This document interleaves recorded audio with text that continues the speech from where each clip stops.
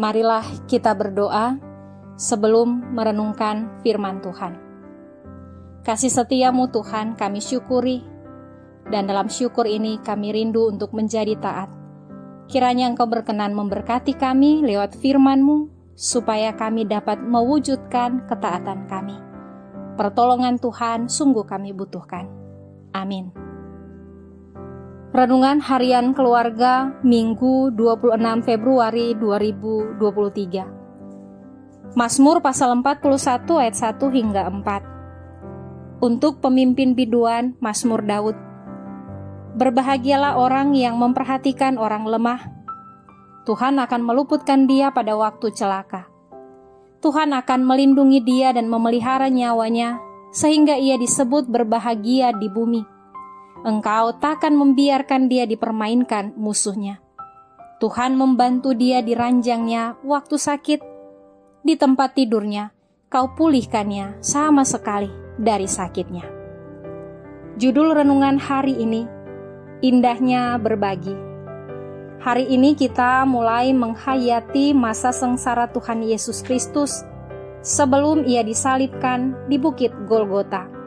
Karya Tuhan Allah tergenapi dengan kerelaan Yesus Kristus melaksanakan kehendak Bapanya, walaupun harus menderita sengsara, agar umat manusia memperoleh keselamatan. Minggu-minggu sengsara dihayati juga dengan program puasa diakonal. Program Gemim untuk meningkatkan kualitas iman jemaat dengan berpuasa sambil berdiakonia kepada mereka yang sangat membutuhkan pertolongan jasmani. Beberapa bentuk dan sasaran puasa diakonal antara lain bedah rumah, bantuan pendidikan, diakonia bagi yang sakit, janda, anak-anak yatim piatu, dan lain sebagainya. Sukacita dan indahnya berbagi, itulah juga yang kita dengar dari bagian firman Tuhan Allah hari ini. Berbahagialah orang yang memperhatikan orang lemah.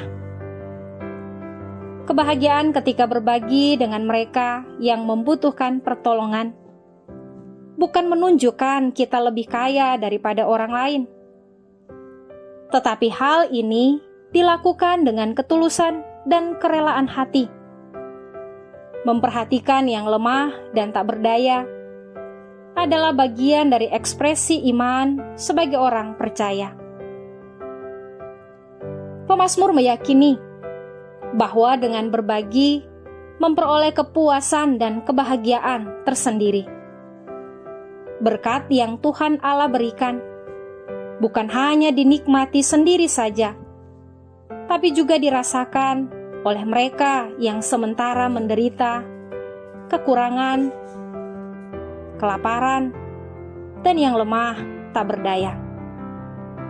Pemazmur meyakini bahwa ketika berbagi dengan mereka yang berkekurangan, maka berkat Tuhan Allah akan semakin tercurah bagi kehidupan umat-Nya.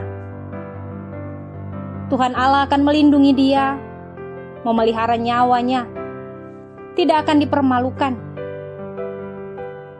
Ketika ia sakit, Tuhan akan memulihkan. Sekalipun mengalami pergumulan, masalah, tetapi Tuhan Allah akan campur tangan.